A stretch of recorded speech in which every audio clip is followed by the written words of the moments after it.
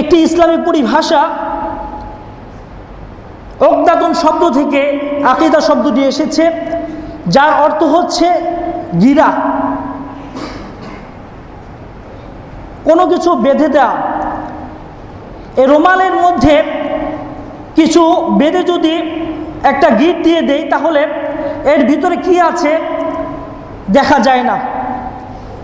ঠিক এই অদৃশ্য বিষয়, যে জিনিসটি দেখা যায় না, মূলত এই বিষয়টি আকীদার বিষয়। যেমন আল্লাহ রাব্বুল আলামিন সূরা বাকারায় বলেন, আল্লাযীনা ইউমিনুনা বিল গায়ব ওয়া ইয়াকিমুনাস সালাত ওয়া মিম্মা রাযাকনাহুম ইউনফিকুন। আল্লাযীনা ইউমিনুনা বিল গায়ব, যারা বিশ্বাস রাখে গায়বের প্রতি, এই অদৃশ্য বিষয়ে বিশ্বাস রাখাই হচ্ছে মূলত আকীদা।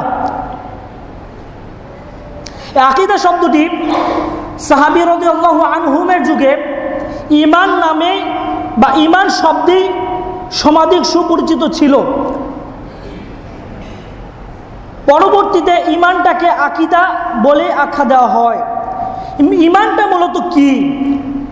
জামহুর উলামা একরাম বলেছেন, ঈমানের সংজ্ঞায় আল ঈমান হুয়া তাসদীক বিল জিনান, ইকরার বিল লিসান ওয়াল আমালু বিল জাওয়ারিহ ওয়া হুয়া ইয়াজিদু বিতাআতিল্লাহ ওয়া ইয়ানকিসু বিল মাআসি।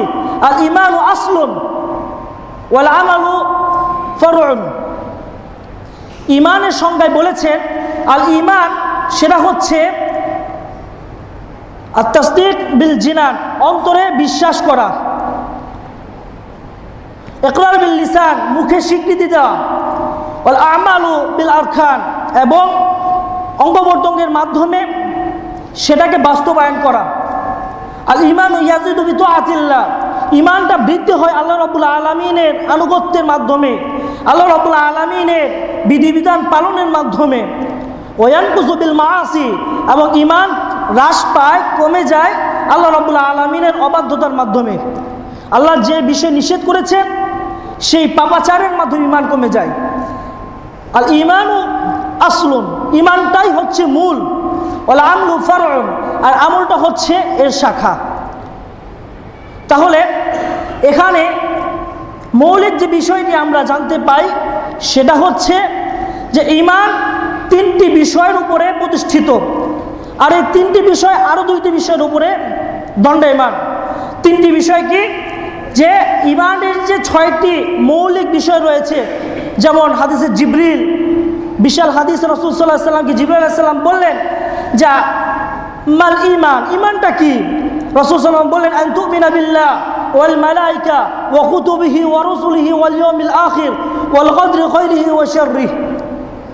এই যে ঈমানের 6টি বিষয়, আল্লাহর প্রতি বিশ্বাস, তারপর ফেরেশতাগণের প্রতি বিশ্বাস, আল্লাহর নাজিলকৃত কিতাবের প্রতি বিশ্বাস, নবীগণের উপর, রাসূলগণের উপর বিশ্বাস, এবং পরকাল যে একটি দিন রয়েছে সেই দিনের প্রতি বিশ্বাস, এবং মানুষের তাকদীর, মানুষের জন্য যা নির্ধারণ করা হয়েছে তার ভাগ্যে, সেটা ভালো এবং মন্দ উভয়টাকেই সন্তুষ্ট চিত্তে গ্রহণ করা, এটাই হচ্ছে ঈমান।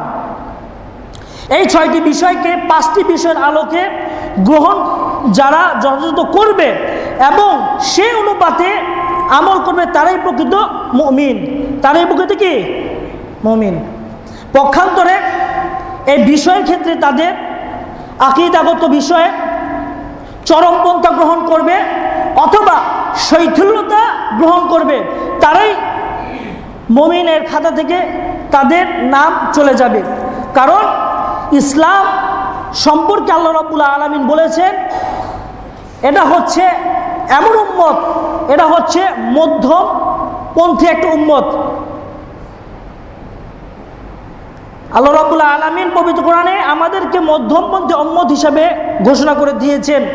আমরা আকীদা এবং আমলের ক্ষেত্রে চরমপন্থা গ্রহণ করি না, এবং আমরা আকীদা ও আমলের ক্ষেত্রে শৈথিল্যতাও দেখাই না। এই চরমপন্থা এবং শৈথিল্যের মাঝখানে হচ্ছে মধ্যমপন্থী।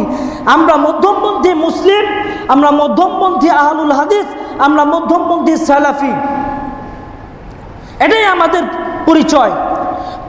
মূল পরিচয় হচ্ছে মুসলিম, আর বৈশিষ্ট্যগত পরিচয় হচ্ছে আমরা আহলুল হাদিস বা সালাফি, যা বলি না কেন। এই বিশুদ্ধ আকীদা গ্রহণের অফুরন্ত প্রতিদান আল্লাহ রাব্বুল আলামিন দিবেন।